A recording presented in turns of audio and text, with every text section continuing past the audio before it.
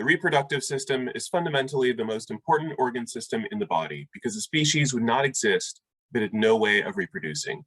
In the United States, talking about sex is often taboo and associated not with love and having children, but with deviancy. Sex education in the United States is very poor compared to most other developed countries. All the states in red are places where the law specifically allows teachers to provide scientifically inaccurate information in sex and HIV education classes. This is not true in California, so hopefully you have had a slightly better sex education. I'll focus today on comparing the reproductive systems of animals, touching upon some of the unusual and complicated aspects of human reproduction. Not all animals need partners to reproduce. They can simply split in half, have a baby bud off from their body, or get cut into pieces and form two in a process known as fragmentation. These are all forms of asexual reproduction. Sponges are champions of asexual reproduction because basically any cell in the body of a sponge can be separated from the body to create a new sponge. One last form of asexual reproduction is the ability to produce eggs that do not need to be fertilized. This process is called parthenogenesis. These tiny crustaceans called water fleas can do that, but they can also reproduce sexually, which requires a male. Or does it? The majority of animal phyla that sexually reproduce are hermaphrodites, being both male and female at the same time. Arthropods, echinoderms, and chordates are the exception, but are the animals we are most familiar with, so we incorrectly assume most animals have separate sexes. For those animals that do have separate sexes, males often look different from females. This is called sexual dimorphism. It occurs because males and females are under different selective pressures. Males need to either attract females with bright colors or compete with other males. Being larger and having defensive weapons like horns, antlers, or large teeth can help a male climb the social ladder that leads to higher attractiveness. Females are usually camouflaged and not ornamented because their priority is not being eaten.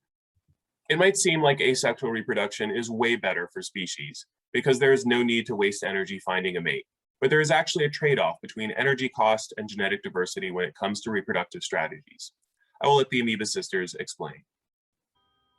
When I was 6 years old, I went through a phase where I was really into plants. My sister never really went through a plant phase, although to be fair, she was also 2 years old at the time, so she was kind of into everything.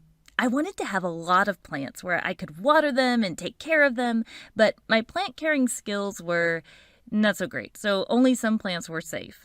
A cactus, perhaps. But you get sick of cacti.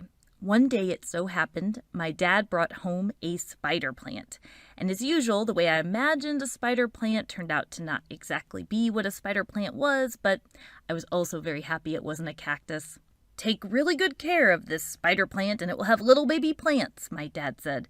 "Then you can plant the plantlets and they'll grow into new spider plants too. It'll be fun," he said. Now let's just say I think my dad may have underestimated my dedication with this. Spider plants reproduce by making new, identical baby spider plantlets. The baby plants are genetically identical to the parent plant, meaning they contain the same DNA, a clone basically. You can plant the plantlets and ta-da, new spider plant. As a kid, I didn't realize that what I was seeing at the time was asexual reproduction. Asexual reproduction requires only one organism and results in offspring that are genetically identical, uniform, no genetic variety. And many times there can be an advantage that this can be efficient and fast, since only one organism is involved. Asexual reproduction also occurs with very simple organisms, like bacteria. These prokaryotes literally split into two in a process known as binary fission. Many single-celled eukaryotic organisms, like many protists, can do this too. Another type of asexual reproduction that starts with B is budding. A very small, amazing animal called the hydra can reproduce by budding. That means they literally just bud an identical offspring right off of themselves. It falls off and grows into a new hydra. So in the spider plant example, this was asexual reproduction. But it's important to realize that not all plants can reproduce asexually. In fact, spider plants themselves can reproduce another way. Spider plants and many other plants can undergo sexual reproduction. In fact, lots of organisms can. Some fungi and some protists, many plants, many animals. Sexual reproduction involves the uniting of gametes, which are reproductive cells, to make a new organism. If you're talking about animals, typically these gametes would be known as a sperm cell from the male organism and an egg cell from the female organism. Gametes typically have half the number of chromosomes as a somatic cell. So in humans, sperm and egg cells each have 23 chromosomes. When they combine, they can produce a new cell, a fertilized egg known as a zygote, which would then have 46 chromosomes. This fertilized egg can continue to divide to make more cells and more cells. Oh look, this fertilized human egg cell is a blastocyst now. Yeah, it'll keep dividing from there. Now, while that was an example of gametes uniting to make a new human, realize that all new organisms that result from sexual reproduction have the potential to be genetically diverse. In sexual reproduction, the offspring are not clones. They receive genetic information from their two different parents. And gametes themselves tend to be different from each other due to independent assortment and crossing over, which both happen when the gametes are made in a process called meiosis. Check out our meiosis video for more about that. So the gametes are different from each other, and they combine to make a unique organism. Now, sexual reproduction can be more time-consuming because it does require two gametes finding each other and uniting. A little more complicated than asexual reproduction when, in many cases, you can just split. So then what is the benefit in sexual reproduction, and why could this even matter? Well, different genes can mean different expressed traits, and different expressed traits could be beneficial in the case of environmental changes. Let's consider these grasshoppers. Let's say the vegetation present changes due to a dry season, and now some colors of grasshoppers have better advantages than others in blending in, which means perhaps better advantages from hiding from predators. Those grasshoppers with the advantage potentially could have higher fitness. But see, that variation is present in the first place because of sexual reproduction. There are definite benefits that come with variety. Vertebrates go through a reproductive cycle over their life. They are born unable to reproduce sexually. Puberty marks the age at which sexual maturity is reached and is associated with bodily changes that cause sexual dimorphism, show sexual receptivity, and aid in obtaining a mate. These traits indicate fitness, including health, strength, and reproductive output. For example, a woman with large breasts is capable of feeding more children, and a man with clean, fashionable clothing is more likely to provide for more children. Females will then undergo regular cycles of ovulation, where the eggs migrate from the ovaries to a zone where they can potentially be fertilized. This is called the estrous cycle in most mammals, but it's called the menstrual cycle in humans. In cows, this cycle takes about a year. If an egg is fertilized, the mother will stop their estrous cycle and go through a period known as gestation or pregnancy. Once the baby or babies are born, there is usually a short period of recovery for the mother before she becomes sexually receptive and restarts the estrous cycle. There are also seasonal reproductive cycles. In summer, male gazelles have increased testosterone levels, which causes them to fight in the fall. This period is called the rut, and it coincides with the female estrous cycle. Females that are ready to mate are said to be in heat. Mating then occurs at the end of winter, and calves are born in early summer. This cycle then repeats. Much of the reproductive cycle is determined by hormones, chemicals that tell the body to react to external factors. For males, there is really just one hormone, testosterone, which tells the body to mature sexually and produce sperm. Females produce many hormones. Estrogen tells the body to mature sexually and develop sacs in the ovaries called follicles that produce eggs. Progesterone tells the body it is pregnant. Relaxin tells the body it is time to give birth. And oxytocin tells the body to produce and release milk. And these are just a few of the female hormones. I mentioned that most animals have an estrous cycle. Only primates, a few bat species, and the elephant shrew, which is incredibly adorable, go through a menstrual cycle. So what is the difference? Mammals with a menstrual cycle have a large layer of tissue in the uterus called the endometrium, which needs to be shed to be ready for a potential baby. They are always sexually receptive, but a male cannot easily tell at what part of their ovulation cycle they are in. Female mammals with an estrous cycle absorb their endometrium, and therefore do not discharge blood or tissue, are only receptive to mating for a short period when they are said to be in heat, and show their receptivity by producing hormones, or as the case with these baboons, by having swollen genitalia. This begs the question, why? Why do human females go through a menstrual cycle? We are not entirely sure, but here are two possibilities. It may have evolved to promote monogamy in males. If a male has no idea when a female has eggs ready to be fertilized, the best strategy is to stay with her at all times. It also means a male should not commit infanticide, killing babies, because it is unclear whether those are his babies or they belong to someone else. An alternative hypothesis is that it is simply a byproduct of walking bipedally. It is hard to see swollen genitalia on a bipedal animal. It is harder to run, and it wastes water for an animal that lives in grasslands where water is scarce. The length of the estrus cycle can vary a great deal among species. A rat will go through the cycle every 4 days and be in heat for 12 hours. If she gets pregnant, gestation will last 21 days. Compare that to an elephant that takes over 3 months to go through the estrus cycle. It is in heat for 4 days and will remain pregnant for almost 2 years. The diagram shows all female hormones shifting throughout the cycle. Kangaroos have an amazing system for producing babies. Their embryos can go through diapause, which means they sit in the uterus in a frozen state and don't develop. This allows a female to mate with a male, fertilize one of her eggs, and then wait for a convenient time to have the baby. Ultimately, this means the female kangaroo can care for a joey outside the pouch, another younger joey inside the pouch, and a developing embryo in the womb. They're like a conveyor belt of babies, maximizing reproductive output. Fertilization can be external, as in the case of most invertebrates, fishes, and amphibians, or internal, as is the case of insects, reptiles, birds, and mammals. In species with external fertilization, males fertilize the eggs in water instead of inside the female. Intercourse only occurs in animals with internal fertilization. This strategy is more common in terrestrial species. Once the eggs are fertilized, animals need to keep their babies safe.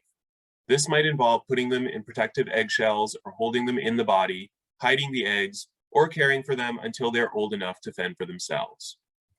Even simple animals have fairly complex reproductive systems. Flatworms, for example, are hermaphrodites. Males have testes that produce sperm cells and seminal vesicles that produce proteins, acids, lubricants, and nutrients that improve the vitality of the sperm cells and improve fertilization rates. The sperm cells mix with these liquids to produce a fluid called semen. The female produces eggs in the ovary, which travels down the oviduct to the uterus, which is where fertilization occurs and embryos develop. Yolk is also added to the eggs to provide nutrients for the growing embryos. The semen is received in the seminal vesicle. Some female animals, like arthropods, also store semen in an organ called the spermatheca. This allows females to eject male gametes that she decides later she is not interested in, or allow the sperm cells of multiple males to compete in fertilization of her eggs. The process of gamete formation is called gametogenesis, and it is an extra step to meiosis, where sperm and egg cells develop from otherwise ordinary cells. Males can produce an infinite number of sperm cells during their lifetime, and each bout of meiosis produces 4 sperm cells. Female humans are born with 1 million eggs, and by puberty have only 300,000 that have survived. They will only ovulate 300 to 400 times during their life. Egg cells have large amounts of cytoplasm because meiosis results in a single large cell rather than 4 cells.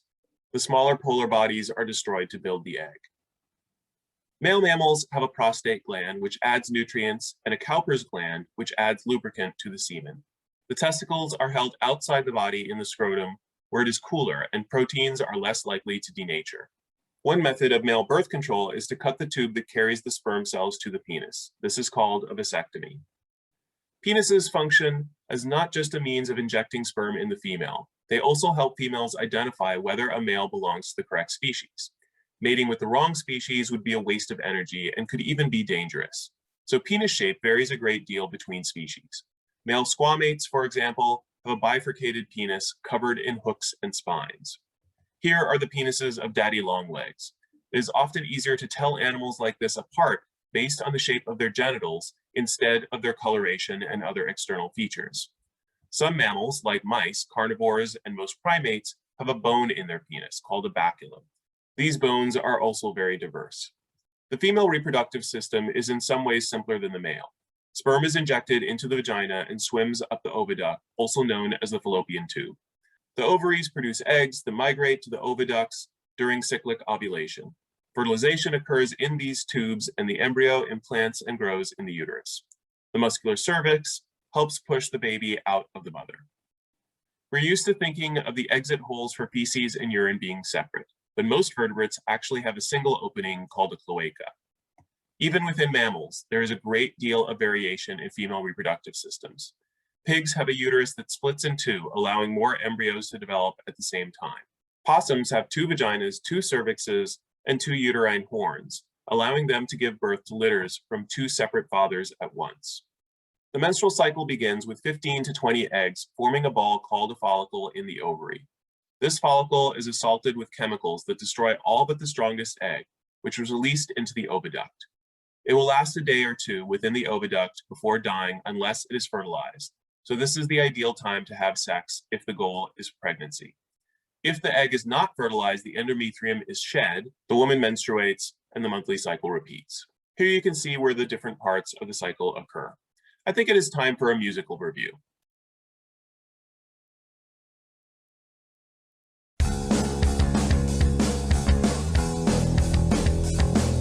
The reproductive system, I'll take you on a tour. Male and female shouldn't be aboard. To produce another human, a man produces sperm through a special type of cell division called meiosis. The woman does the same thing through meiosis, but she makes eggs, they begin to kiss, and here we go towards reproduction.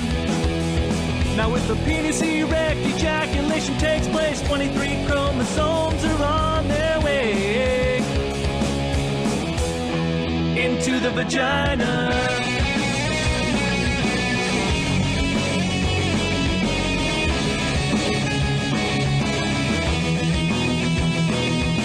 Through the uterus and the uterine tube, most sperm don't make it, but if there's an egg, it's right to fertilize it. Sperm plus an egg, 46 chromosomes. A pregnancy is on its way, and now we've got an embryo. After 8 weeks, it's called a fetus, and it's nourished by mom's placenta, and the baby floats around in amniotic fluid. After 40 weeks gestation, the baby moves down the uterus and the cervix eyelids. Here comes the baby. XX or XY starts to ground. The baby's born, there's only one step left, delivering the placenta. Well, you made it through, no need to shout. Without the reproductive system, humans would be wiped out.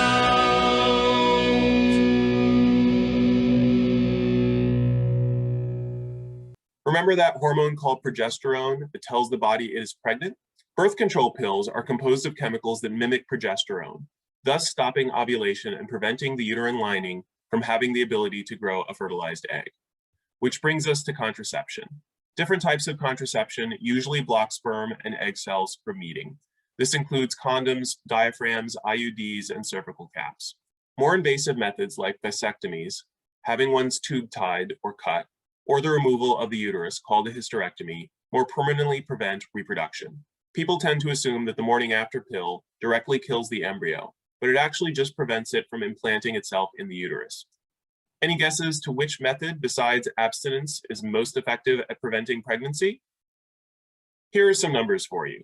I want to point out that even a vasectomy is not 100% effective because rarely the vas deferens will reform. Condoms are only 82% effective because a large number of people don't use them correctly. When used properly, they are 98% effective, which means the sperm will make its way into the oviduct 2 times out of 100 acts of sexual intercourse. This doesn't guarantee fertilization and carrying a baby to term, but no single method besides not having sex is 100% effective at avoiding unwanted pregnancies. In order to stop animals from breeding, we can remove their gonads. This is called castrating, gelding, or neutering for males and spaying for females. This is also commonly done with male domestic animals to reduce their aggressivity. If you have ever seen a dog fight at a dog park, it is because one male still has his testicles and the hormones he is producing causes other dogs to become aggressive. Technology has also been used to solve the opposite problem. Many women want to have a baby but have reproductive problems, are with sterile men, or do not want to involve a man at all. In vitro fertilization is a process where eggs can be removed from a woman, evaluated for health, and injected with a sperm cell of her choosing in a lab. The embryo can then be implanted directly into the uterus, and the woman will undergo a normal pregnancy. Even the DNA of another woman can be used in a sperm cell, such that the baby is genetically the combination of two women. I will end by mentioning another almost unique trait in humans, though orca whales are another species that do this. Around the age of 51, women go through a process known as menopause, where they stop ovulating and going through a menstrual cycle. It is also unfortunately associated with a number of problems like weight gain, having hot flashes on your skin, depression, and mood swings. Scientists are still puzzled by this, but one logical hypothesis is that we live a lot longer than we would in the wild. So maybe other mammals would go through this phase if they lived to be twice as old as they normally do. The other possibility is that baby humans require a lot of care, and having grandmothers available to help teach their daughters how to care for their young instead of focusing on more children makes a lot of sense as a means of improving your fitness, which, after all, is the main goal of reproduction.